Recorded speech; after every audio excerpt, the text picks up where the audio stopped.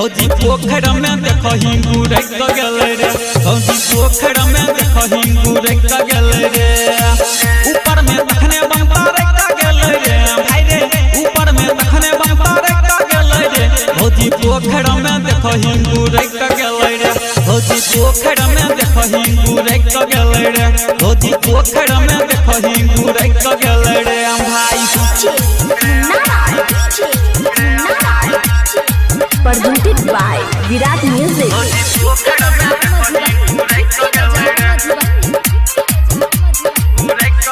भौजी के होई छै पटाखा से डर डर के मारे काटे लगले खर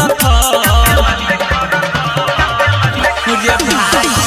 भौजी के होई छै पटाखा से डर डर के मारे काटे लगले खर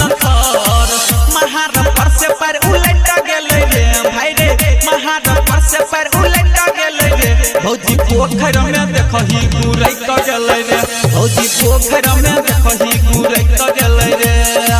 देख के पटाखा भर क गेले रे भाई रे फुटले पटाखा भर क गेले रे भौजी पोखर में देखो ही गुरई क गेले रे भौजी पोखर में देखो ही गुरई क गेले रे भौजी पोखर में देखो ही गुरई क गेले रे भाई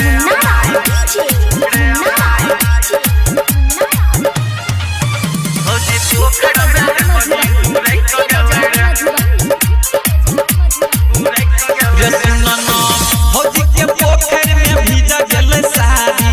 भेले बेकारा भोर हरबा के तैयारी भौजी के पोखर में भीज गेल सारी भेले बेकारा भोर हरबा के तैयारी घाटा पर झुमका टूट गेले रे भाई रे घाटा पर झुमका टूट गेले रे भौजी पोखर में देखो ही गुरई क गेले रे भौजी पोखर में देखो ही गुरई क गेले रे देख के पटाखा भर क गेले रे भाई रे फुटले पटाखा भर क गेले रे भौजी पोखर में देखो ही गुरई क गेले रे भौजी पोखर में देखो ही गुरई क गेले रे भौजी पोखर में देखो ही गुरई क गेले रे भाई आप अभी सुन रहे हैं विराट म्यूजिक की शानदार प्रस्तुति। आई हाई राइटर के सब संगे रहा देश रंजन खूबे उठल कोई भाई रे मनोरंजन रे सुनना राइटर के सब संगे रहा देश रंजन खूबे उठल कोई भाई रे मनोरंजन राकेश नीरज से विस गेले रे भाई रे राकेश सत्यम से विस गेले रे भौजी पोखर में देखो ही गुरई क गेले रे भौजी पोखर में देखो ही गुरई क गेले रे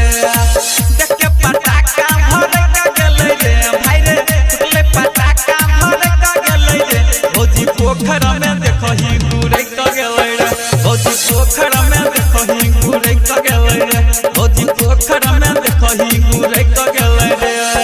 संभाल के भौजी। Virat music digital recording studio Yamuna Nagar Jagadhri.